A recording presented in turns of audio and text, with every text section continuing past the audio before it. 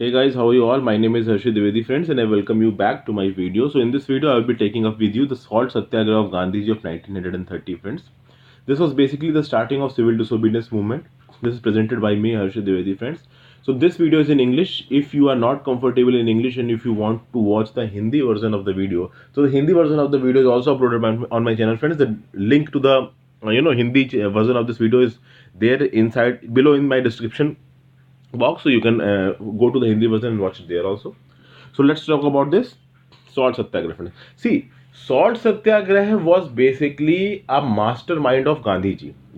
During the Poorna Swaraj resolution, it was a leverage was given to Gandhiji that Gandhiji can start civil disobedience movement in a choice of his own. So Gandhiji's choice was this salt satyagraha. And as soon as the salt law was broken through the salt satyagraha, civil disobedience movement started. Okay, now we will see it in detail. So this was also called as Dandi March or Salt Satyagraha, and it was basically a non-violent protest action. It was led by Mahatma Gandhi in the time period of March to April 1930. It was an act of non-violent civil disobedience. We all know that. Now, what was done in this Salt Satyagraha? In this Salt Satyagraha, what happened that Gandhiji went to a place named as Dandi. This is a coastal village in present-day Gujarat. Okay, and from there, Gandhiji prepared salt from seawater. Okay, now preparing salt from seawater was a traditional practice of the local population residing there in other parts of Gujarat.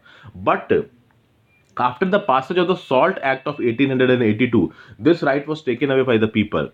And British officials declared that sea salt reclamation activities will be termed as illegal, and the British authority used force to stop people from doing that. So Gandhiji went publicly there, he broke the salt law, and this was the initiation of Salt Satyagraha. Okay, this Salt Satyagraha movement, it was a 26-day march. It started from 12th of March 1930 to 6th of April 1930. It was a direct action campaign of tax resistance and non-violent protest against the British salt monopoly. It was non-violent and it was basically resisting taxes. Most of the movements was of resisting taxes, and almost all the movements that were led by Gandhiji were non-violent. Okay, even Quit India movement that became violent, but actually Gandhiji's stance was of non-violence towards it, but the conditions has deteriorated so much, but it became violent because Gandhiji was arrested, other leaders were also arrested. Now coming back to the civil disobedience. Okay, the breaking of this short the salt law by Gandhiji, it officially started the national-wide civil disobedience movement. Okay, Gandhiji started his march with 80 of his trusted volunteers. The march was around 240 miles. This corresponds to around 390 kilometers, and it was walked in 24 days, 10 miles a day. See, 24 days, 10 miles a day. You can divide 390 by 24, around 1780 kilometers they were walking per day. This is that picture where Gandhiji has reached Dandi. He has taken the salt and broke the salt law. Okay, so this is the historic picture. This is a very historic moment, friends, in the history of India. Such type of pictures I am regularly including in my videos. Now main thing comes that we will explore the reasons that why this salt satyagraha happened. What were the conditions that this salt satyagraha became imminent? In 1930, what happened? Till 1930, the demand of Congress was that Congress, Indian National Congress, and other nationalists, they were ready to be under the, leadership of the British Commonwealth, but in their internal functioning, they want independence. Okay, they wanted autonomy. But when that was not given to the Indian National Congress declared that now we don't want dominion system, we want Poorna Swaraj. Now after this Poorna Swaraj Resolution in 1930, this complete independence became the ultimate aim of Indian National Congress and not any dominion status. Okay, friends, this 26th January was observed as the Poorna Swaraj Day, and it was said that for obtaining this Poorna Swaraj, a civil disobedience, that is a mass movement, will be employed. Okay, and Mahatma Gandhi was given the leverage that he can start the mass movement according to his own preferences, and that is why Gandhiji chose to break the salt law to officially start the civil disobedience movement. Okay, so this happened, friends.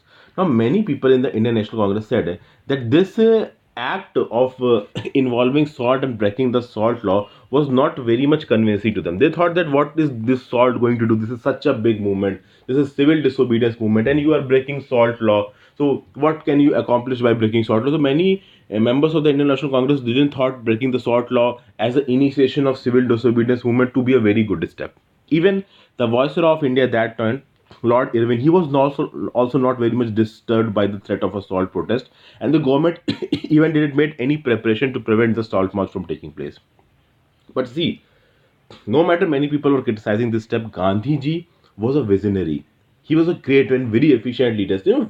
Gandhiji leaders are very efficient. See, Gandhiji is respected not only in India, many other countries. See, many other countries like Africa, those countries who got independence after India. So during their independence struggle, Indian independence struggle, inspired them a lot, and Gandhiji inspired them a lot.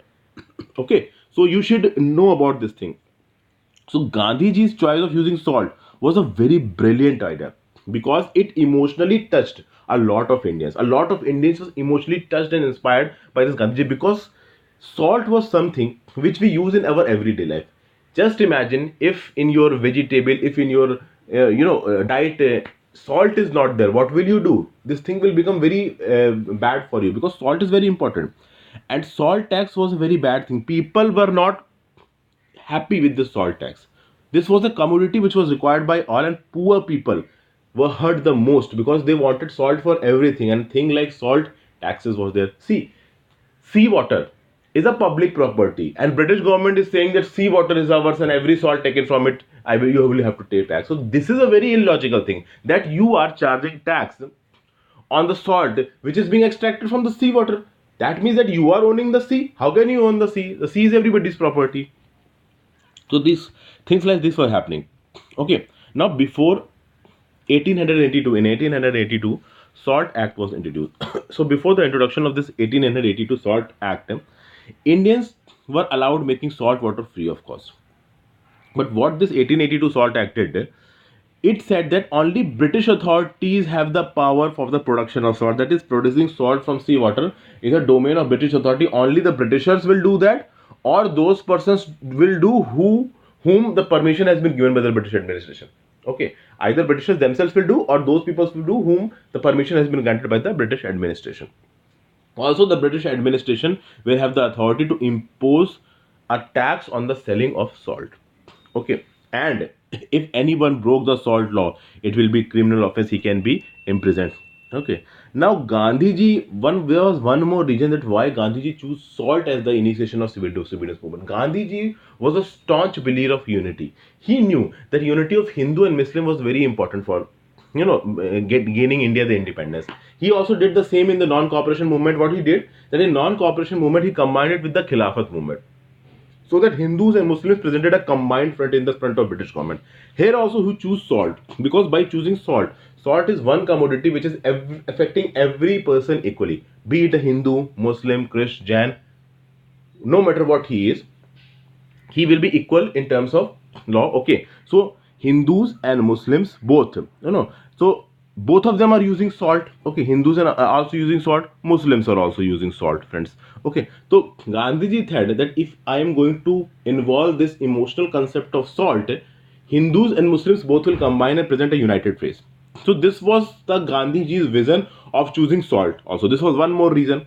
Also, why Gandhiji chosen salt? Because whatever the British Raj revenue was there from the taxes, around 8.2% of it came from the salt tax. So this salt tax formed a big major portion of the British revenue. This was one more reason. Now we'll come to the question that how this Dandi march proceeded.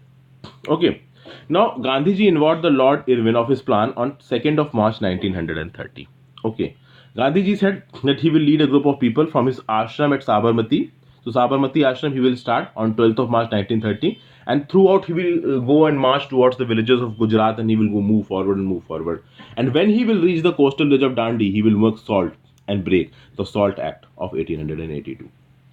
This was the plan, and it was executed on 12th March 1930. Gandhiji and his 80 Satyagrahi friends, they set out on foot towards the coastal village of Dandi, starting from the Sabarmati Ashram. The journey was of around 390 kilometers, 240 miles. And this journey was also said as the White Flowing River. Now, why it was said the White Flowing River? See, friends, when this Salt Satyagraha movement started and Gandhiji and 80 Satyagrahis started from Sabarmati Ashram, they were only 80 and 81. So 80 Satyagrahis and Gandhiji 81 people. But as it was moving forward, people came to historic, people came to witness this historic event. Also, people were in support of Gandhiji. Gandhiji was the Mahatma at that point of time. People respected him a lot. So what happened? That people also started joining the movement. They wore the white clothes, that is the khadi, and they joined the movement. Now, everybody wearing the white clothes was joining the movement, and a lot of people wearing a white dress were moving forward. They looked like a white flowing river. So that is why the Salt March was called a white flowing river, because everyone who was joining the procession was wearing white color khadi. Okay, friends, and thousands of people, came thronged the path from Sabarmati Ashram to Ahmedabad to witness this historic event. Moving forward, now what happened, friends? That when the day ended, Gandhiji would address. In the day they were walking around 10 miles, they were walking per day, and when the day ended, Gandhiji would address crowds of thousands of people, because everywhere Gandhiji was going, thousands of people were waiting for Gandhiji. And in these speeches, Gandhiji accused the government of excesses. He said that the government is not doing that, government is taking away our rights, and we will take our rights from the government, but in a non-violent manner. This was Gandhiji's stance. Gandhiji also talked to the foreign journalists. This thing was gaining traction, friends. Foreign journalists were there. Gandhiji were talking to them. Gandhiji did this deliberately because he knew that the more this issue will be covered, the more people will be knowing, the more word will be knowing, and there will be more pressure on the British government. And this was Gandhiji's plan. Said na, he was a leader. He was a visionary leader. He knew how to mold the British government. Gandhiji also wrote articles from the newspapers on the way, and by doing this, he pushed the Indian independence movement in the front of the world media. Everybody in the world was knowing Gandhiji. In the West, Gandhiji's name became very common. Everybody knew that there's one man, there's one Mahatma Gandhiji, who is leading the Indian national independence movement. So Gandhiji became very famous, and Indian independence movement came to the forefront, of the entire world media. Also during the journey, Sarojini Naidu also joined Gandhiji. Okay, and many more people joined him. On 5th of April 1930, they reached Dandi. Now, around at this point of time, 50,000 people have joined this Satyagraha, friends. Okay, and on the very next day morning, 6th of April 1930, Gandhiji broke the salt law by making salt. And when Gandhiji did that, thousands of more people did that, and the salt law was broken.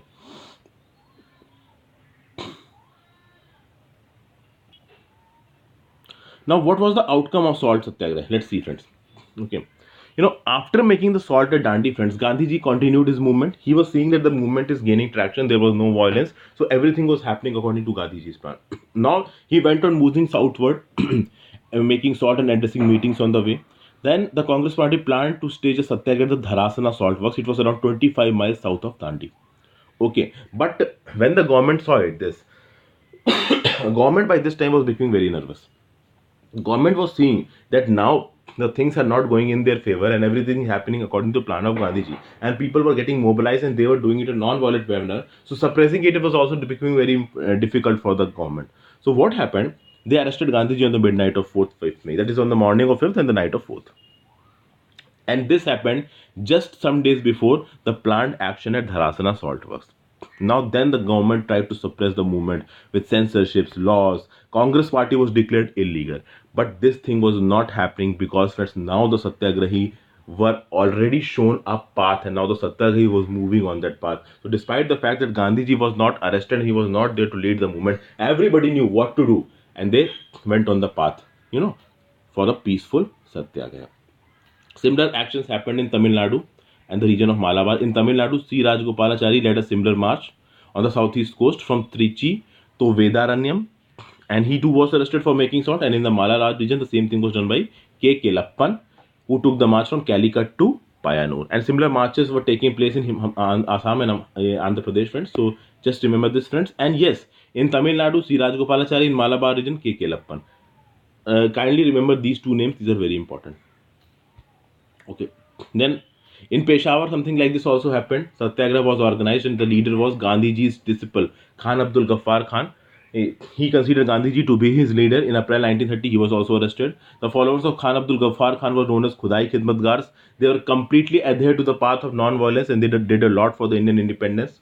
Okay, friends, unfortunately, when independence took place, they were not in favor of independence. They wanted their region to remain in India only, but they resided in the northwestern frontier province in the Balochistan region, and obviously its position, unfortunately, they went into Pakistan. Okay, now in the Satyagraha, thousands of women also participated.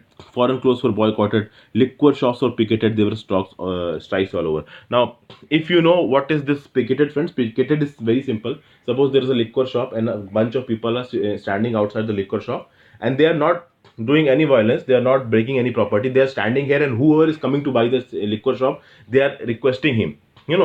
To not buy the liquor, to tell them the disadvantages of the liquor. So this was peaceful picketing, because that you are not doing any loss and you are not doing any violence, you are not breaking any property, but yes, you are telling people not to purchase these goods. This was picketing people. You are convincing people not to do this thing. So this was basically picketing, friends. Picketing was a very important concept during the Indian national movement. Okay, now on 21st May 1930, the protests as the Tharasana Salt were, it happened by peaceful non-violent protesters, and they were led by whom? Sarojini Naidu. So this is a very important question. Who led the protest movements in Dharasana Salt Works? Always remember Sarojini Naidu. Okay. The police lathi charged the protesters brutally. Around 2 people were dead and many were injured. And when this thing happened, this thing was reported in the international media with a lot of passion. And the British policies were condemned in India. The British government was very much shaken by the movement, because Britishers were under pressure. Why they were under pressure? Because this was a non-violent movement. Now see, if some protesters are doing violence, then government gets a reason to suppress that violence. But if the protesters are protesting peacefully, the government doesn't has any reason. So if the protesters are non-violent and if the government resorts to violence, then government will be accused. And this was happening at this place. The British government was very much under pressure from national and international sources. So in this thing, Salt Satyagraha was a big success. But yes, there were also two disadvantages of Salt Satyagraha, friends. I will discuss with you two major drawbacks. What were the drawbacks, friends? The drawbacks of Salt Satyagraha was that it didn't get any considerable concessions from the British government.